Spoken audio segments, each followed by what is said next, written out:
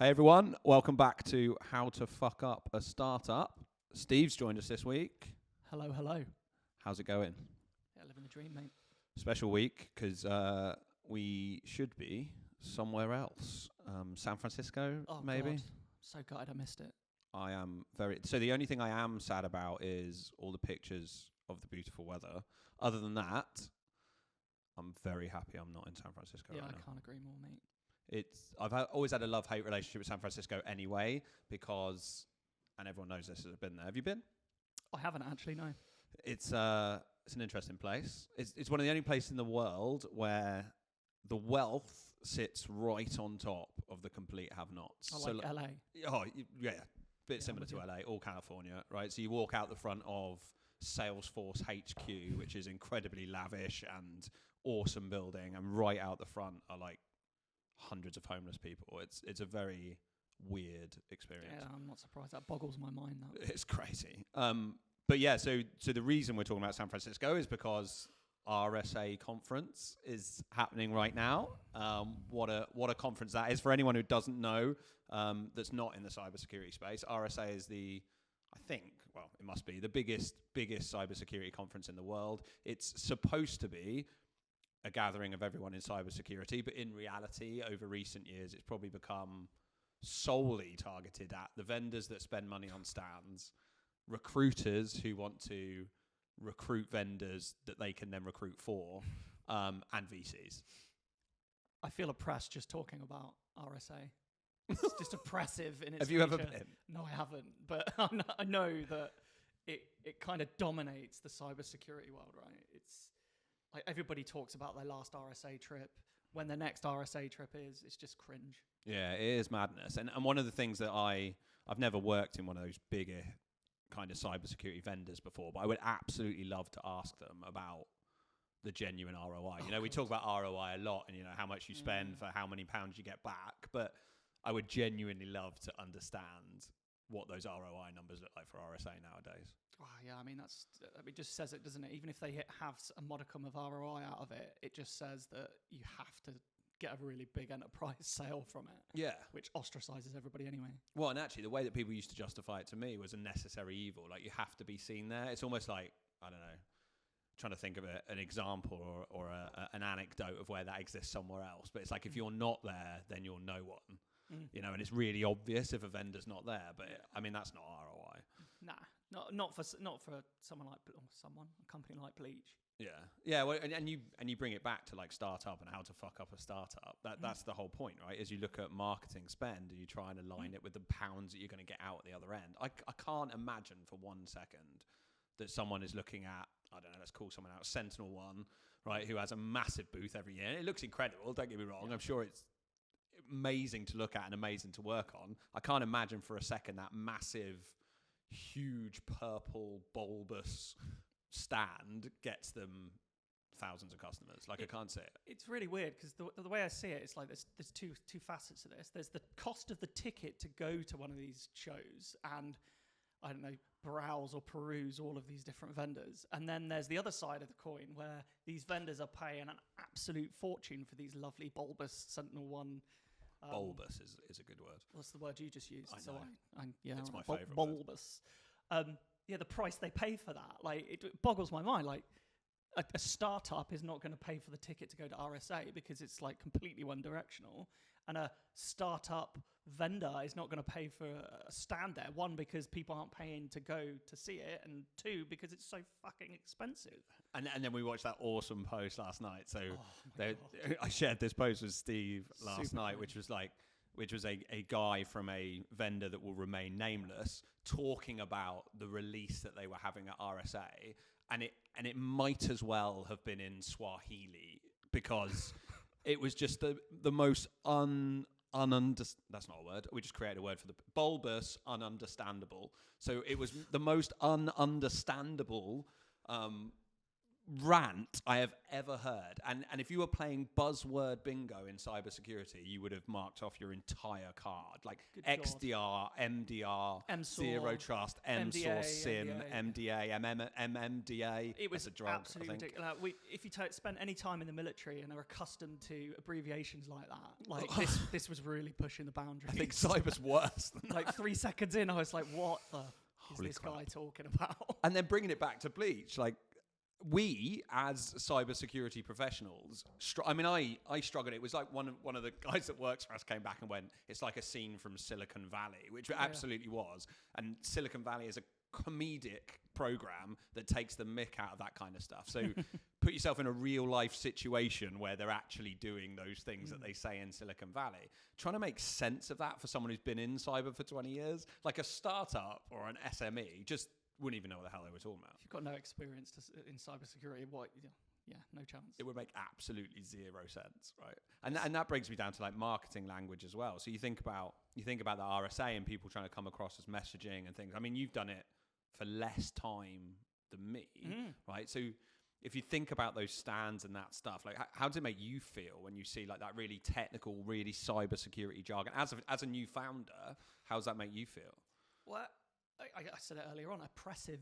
It's depressing. Yeah, it's a good word. It's like you're being baffled with abbreviations, and it's completely counterintuitive. Like, I mean, to be fair, the guy the post you showed me, was it yesterday? It wasn't aimed at people like me anyway, to be fair. That being said, if that's your only exposure to it, like, you've completely lost your audience instantly lost your audience, because they're like, what are you talking about? Yeah. And I think it's almost like a self-fulfilling prophecy, right? It's like, oh no, that's the wrong phrase completely. It's like, what's the phrase when it just like, it's like a bias, isn't it? So you get caught in this confirmation bias type scenario where actually you're in this bubble of RSA conference where everyone is security minded, everyone's security orientated. So that confirmation bias in the circle just continues to promulgate, and it just gets worse and worse. I would really like to see the split of ticket sales for RSA between vendor and an actual somebody going there for their own business. So I remember when I was actually a CISO. This is a true story. He bought into this, by the way. I did. No, I didn't. I went for the trip, which is what CISOs do. CISOs don't have to pay for anything when they're there. Like, that's the point, right? So I was surprised more don't go. But I remember literally being in a hotel in San Francisco. I can't remember which one it was, and I'd been invited to this party. So I went up there. And it was like spot the CISO. It was like, where's Wally amongst? So all it was young sales employees from vendors, and the whole floor was just full of them. And I was spot the CISO in the middle. Like, I was the only one who didn't have a vendor polo shirt on with some swag, and I was the only one on the floor. But I think what it comes back to more generically, so RSA is obviously a very cyber focused thing, right? But we've had this experience in previous startups. It comes back to spending money for the sake of getting money, right? And it comes back to events, et cetera, et cetera. It comes back to like ideal customer profile and who you're actually going afterwards. God, going after even. Yeah. So who you're actually going after. Like, if you think about the ICP of someone who wants to buy those solutions, then they're very technical. They're very, very security minded. They're the CISO, right? Yeah. And even some of them aren't very technical, me included. And even then, they don't really care. They've got someone to do it for them. Generally. Correct. Yeah. And whoever's making actual buying decisions in an event, I think, is relatively limited. So if you think about our organisation as it is now, how would you think about purchasing a solution like a technology? Like, where would you buy something like that? I mean, I'll preempt you. I can honestly say the first thing I'd do is frigging Google it or ChatGPT. Now, just saying. Yeah. No, I ChatGPT. ChatGPT. Just keep saying that. Love it. So yeah, that's the first thing I do. I just Google it, find out what exactly what my problem is, and then look for a solution. And crucially, I'd look for the cheapest and most cost-effective solution I could find. Quite frankly, and let's call it this out. Stage. Let's call it out. I think it exists in security, but I think it exists everywhere else as well. Like, if you're an employee of an organisation who's telling your boss that you need to go to an event in order to choose X solution for X problem, I'm on there, mate. BS. Yeah, it's BS, but like, let's be honest. Like you said earlier, we've all done it. Free hotel, free food. 100%. And I love eating out. I'm a monster for that kind of stuff. So if you're going to say trip on the company, I'm gone. Well, and that's the truth, right? Trip on the company, which is what it's about. It's not choosing a vendor because, like you say, you could do it on the internet now. That's not news. I probably would have chose it before I left. Yeah, it's done. The job is done. I'm just going for a free trip. So I think finding and looking at founders like you, like us, where they go to buy. Is much more internet focused now. It's much less conference focused. It's much more about finding the solutions. And we talked about it today, actually. We were talking about it this morning. Finding a problem before you find a solution, right? So not shopping around. I mean, RSA is probably a good example. It's like a supermarket for security, right? You go in and you go, what do I need next, right? And what you're looking for is a latest trend as opposed to starting with a problem that you need to fix. Yeah. I mean, I flippantly said Googling, right? But you can really easily fall into a trap then. Obviously, the SEO with some of these big companies are on point, and the first few solutions that you find aren't necessarily the ones that are going to fit you as a company. And in fact, there's the age-old, do I actually need a solution, or have I got something in place that can deal with it already? Yeah. I mean, that's exactly what we're doing at Bleach, right? We're saying that the majority of the security solutions that you need, you've already got. You just don't know how to unlock them, so to speak. Yeah, absolutely, and extracting the most from what you've already got, like we talked about. And I think there's a lot of platform play, like CRM is a good example, right? Which is a bigger area of expertise for you than it is me. But you look at a HubSpot, you look at a Salesforce, they're constantly expanding in terms of their capabilities and leveraging those platforms rather than individual products to achieve more is something that all startups should be doing. Yeah, absolutely. Couldn't agree more. You save so much money doing it that way. Just getting bigger bang for your buck. Absolutely, right? Yeah. Yeah, so I think marketing, RSA, we fucking hate RSA. I think we've established. Can I go next year? Yeah, free trip. I've booked our tickets. Yes. But then that'll be worth it for us because we'll be justifying. Yeah, we're a vendor then. Dinners so and legit marketing spend and ROI. Yeah, so there's that. There's the marketing spend, and you think about selling to the ICP. Talk to me a little bit about your experience as a brand new founder of building a set of tools from scratch that enable that business to work. So we talked about where you find them, but how do you go about deciding which ones you have and which problems you need to fix first? Oh, that's a really good question. I know, I asked it. Right? Jeez. How? It's really hard. I don't even know what to say. Like, starting from scratch is an interesting experience, and I draw on all of my past experience in it, quite frankly. I worked really closely with you in our last company. When I say ours, really yours, closely, not as closely as this. Closer. I mean, it was COVID mostly, so actually we were wearing masks and 2 meters. Where's the at least 2 meters away. Anyway, so I draw a lot on that. So it's hard to answer this question. So hard because it depends on obviously the solution I'm seeking, right? So this time around, for example, we were looking for a CRM to get us started. I leveraged a few relationships I had within Salesforce, got a really good deal, and I started using it, and quite quickly realized that it was like a sledgehammer to crack a walnut. Like it was way overkill, and actually we didn't even need it in the first place. So although we got a good deal on it, I barely use it anymore. Platform type stuff, it's a bit of a new area for me. So once again, I start with a Googling, pick a whole host of solutions and just kind of dive in. Free trials left, right, and center. Like get into the free trial and try and break it, quite frankly. But one thing I would say is there's this tendency, everybody has this tendency to go for like a custom solution on something. Totally avoid that sort of stuff. Yeah, 100%. If you can get what you need out of box, you don't need anything more.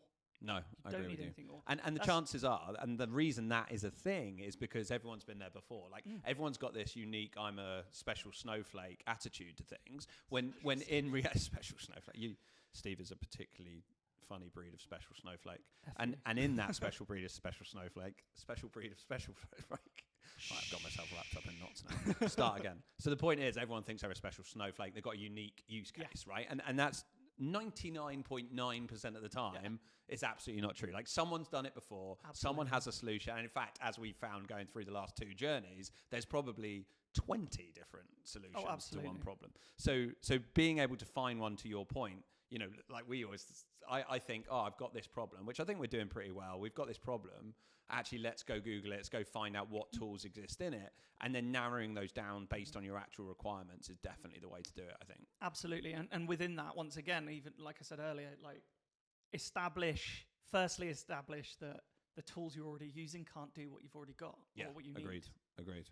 Because in a lot of cases, these tools have a lot of undersold features that just kind of come with your packages that you never knew you even had. Definitely establish that, because then you won't need to pay twice, do you? Yeah. So this is getting boring, so I've got a better question. Here we go again.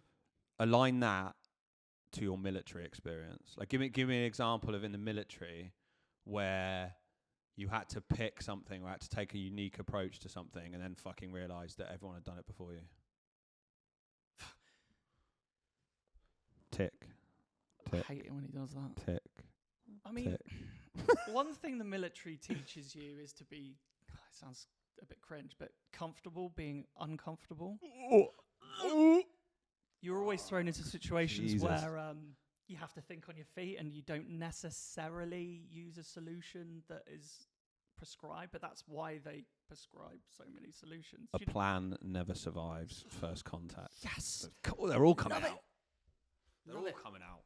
No, but you're absolutely right. I think you're absolutely right. And then the one thing that I've always pointed to from a military perspective is people, when you're about to join the military, or in fact, my dad used to say to me, go get a trade, right? And what that is go get a skill set, right? But actually much more than the skill set. And I've seen there's a big trend actually on LinkedIn recently where trying to get ex-military into sales roles. Oh, yeah. Right? Big time. Pushing people in that direction, because actually it's less about the skill set and much more about the attitude, right? And the ability to take, to your point, the ability to be flexible, the ability to take and learn quickly on your feet. Like they always use this example of a 2-year posting every time, like particularly in the Inc Corps, where it would be a different job as well. Like you were never doing the same job every 2 years. So you'd be 2 years out of practice with, let's say, protective security, or 2 years out of practice with human intelligence, whatever it would be. And in 2 years, you'd just be expected to go jump in and relearn it again. Absolutely. Yeah, big time. And that flexibility and ability to learn on your feet, I think, is what we're finding in startup land as well. Yeah. I mean, I think that's why I say I thrive. I mean, you can attest to my capability, but if I haven't got a problem to solve... Just write in your review now. Are we doing reviews on each other? Excellent. No, not on each other. That's not what I said. Whoa, big lad. Come on. Yeah, I mean, if I'm not solving some sort of a problem, I get bored very quickly. And it's probably got something to do with my ADHD. I mean, you can see me moving around like I know you would, because you don't believe in it. You don't believe it. If I haven't got a problem to solve, then I get really bored really quickly. And you've probably seen that. Yeah, I mean, on this, I think startup generally, I think entrepreneurs generally, I think that's a common trait, right? Is if you get, I've always said, like 2.5 years into a business, a big business or a small business, my interest starts to wane unless I create a new challenge for myself or try and build something different or address a new problem or. Absolutely. I think I'd really struggle to go back to that now. Like, 100%. God, I couldn't have a boss, even if it was you again. That is a funny. You've been my boss every bar one job since I've left the army. You've been my boss each time. How's that for you? Talk about reviews. I tell you what, right? I don't think I'd ever do it again. I wouldn't do it again. Well, I think we've babbled on enough. You have much more time for me, but we'll do that in another podcast. Thanks for joining us, Steve. Okay. Thanks for being here. That's quite all right. It's a pleasure. Steve will be back next time and all other times. Thanks for joining us at How to Fuck Up a Startup, and we'll see you next time. How to Fuck Up a Startup.